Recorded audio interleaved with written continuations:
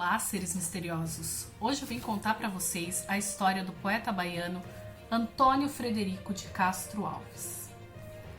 Castro Alves, como era mais conhecido, nasceu na Bahia, na fazenda Cabaceiras, no dia 14 de março de 1847. A história de vida dele por si só já é incrível. Ele era neto do Coronel Periquitão, o líder da Tropa dos Periquitos que lutou pela independência do Brasil na Bahia. Essa tropa também ficou conhecida por ter a Maria Quitéria, a primeira brasileira a participar de uma luta armada pela independência do país. Mas essa é uma história para outro dia. Castro Alves, desde pequeno, gostava de poesia, de arte, de tudo que envolvia o sentimento humano. Logo na infância, ele teve alguns traumas que o marcaram para o resto da vida. A mãe dele morreu quando ele tinha apenas 11 anos, de tuberculose. Tuberculose era uma doença que afetava muito as pessoas naquela época.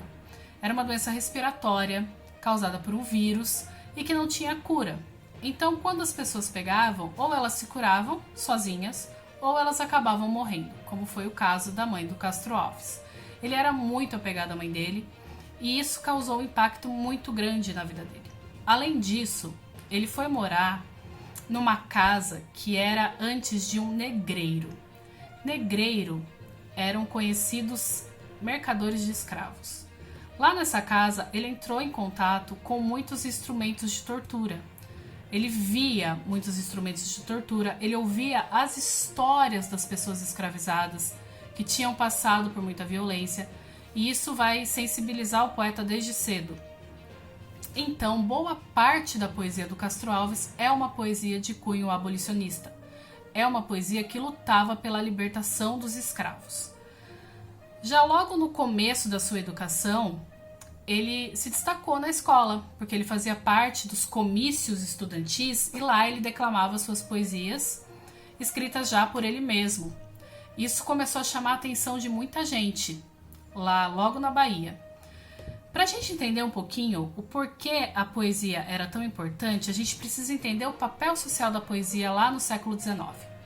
Hoje, a gente tem como algumas das manifestações sociais que unem as pessoas a música. A poesia tinha um pouco esse papel. As pessoas se reuniam em saraus, em festas, em bailes e até mesmo em teatros e declamavam poesias. O Castro Alves começou a se interessar por isso desde muito cedo. Então, ele ficou muito conhecido como um poeta que declamava, que tinha toda essa característica artística da declamação.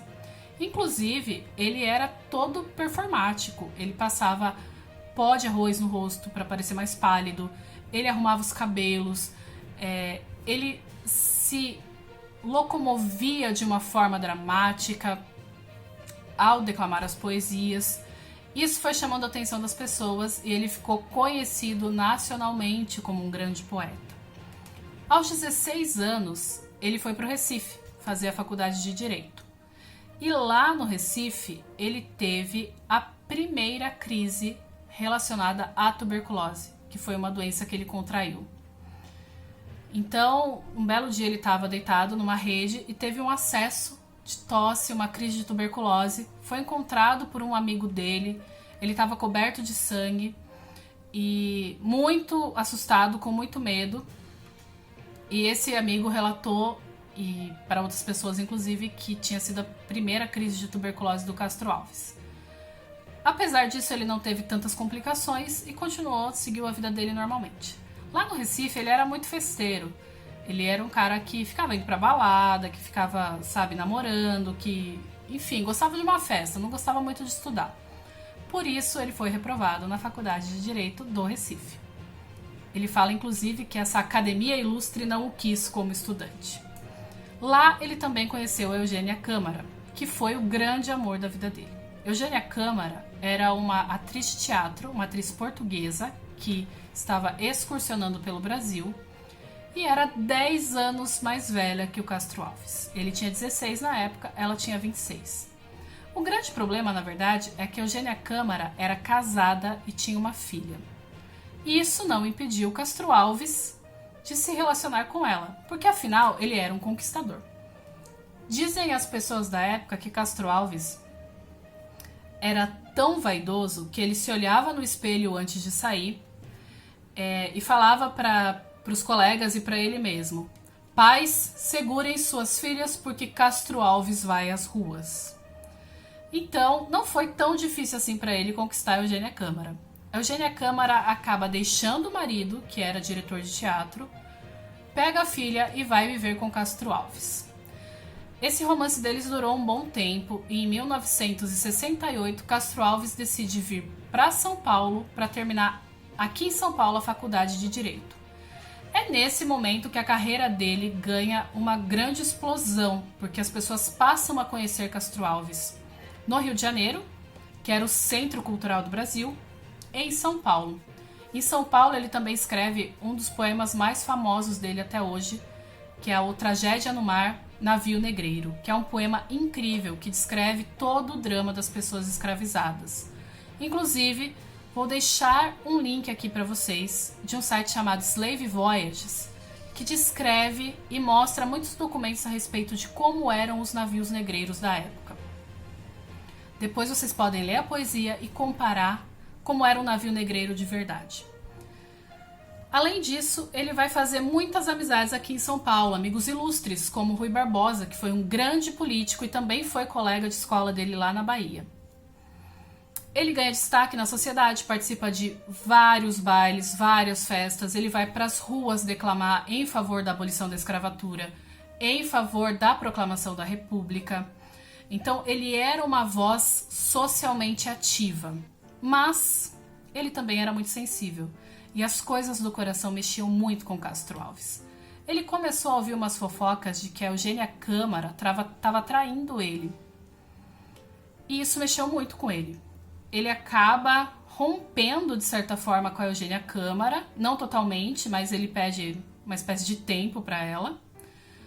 E fica se sentindo muito mal, fica triste pelos cantos. E os amigos convidam Castro Alves para ir fazer uma caçada num bairro chamado Brás, em São Paulo. Na época, gente, o Brás era um matagal, era uma fazenda. E eles foram caçar. E nessa caçada, Castro Alves sofreu um acidente. Ele tropeçou numa valeta, a arma que ele levava no coldre acertou um tiro acidental no pé esquerdo dele. Esse tiro causou muitas complicações. Ele fez diversas cirurgias para tentar reparar esse acidente, para tentar curar o ferimento, mas não conseguiu.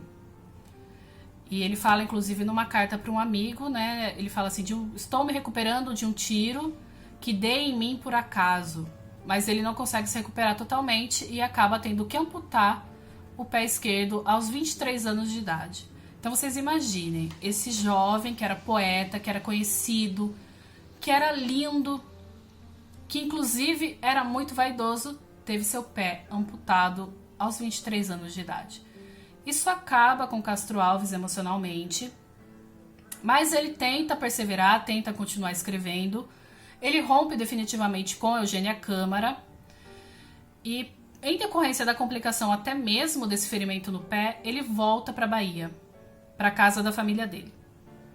A família dele, já naquele momento, era uma família muito unida, mas tinha um irmão dele, o irmão mais velho, que tinha se suicidado porque ele não tinha se recuperado das questões emocionais causadas pela morte da mãe dos dois. Então ele vai para perto do restante da família dele para ver se ele se recupera melhor. Só que nesse momento a tuberculose voltou com tudo e atingiu assim boa parte do pulmão dele, e a doença dele estava bem avançada. Ficou uma doença bastante avançada e ele não conseguiu se recuperar dela por causa das complicações do ferimento no pé. E já com o pé amputado, tem uma história muito bonita, que já com o pé amputado, já com uma prótese de madeira, ele vai uma última vez ao teatro, na Bahia, assistir a uma peça da Eugênia Câmara. Ninguém sabe se ele foi falar com ela depois, ou se teve, enfim, algum encontro, mas ele relata que ele foi assistir uma última vez. E ele morre na Bahia em 1871, aos 24 anos de idade. Um poeta que morreu muito cedo, mas também era uma característica da geração de poetas dele, até mesmo porque a tuberculose era uma doença que atingia boa parte da população.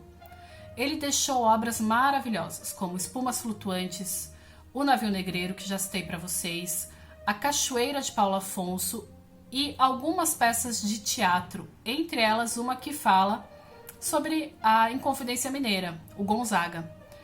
Essa é minha dica de escritor para vocês. Castro Alves foi um poeta incrível, leiam tudo que vocês conseguirem dele.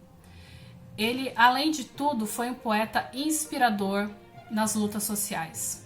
E ele tem uma frase de um poema chamado Livro e América que eu gosto bastante, que ela nos inspira um pouquinho. Bendito que semeia, livros à mão cheia, e manda o povo pensar. Agora é com você. Semeie seu livro. Conte um pouquinho também dos poetas que você gosta, dos escritores, das músicas. E espalhe um pouquinho de cultura pelo nosso país. Até a próxima!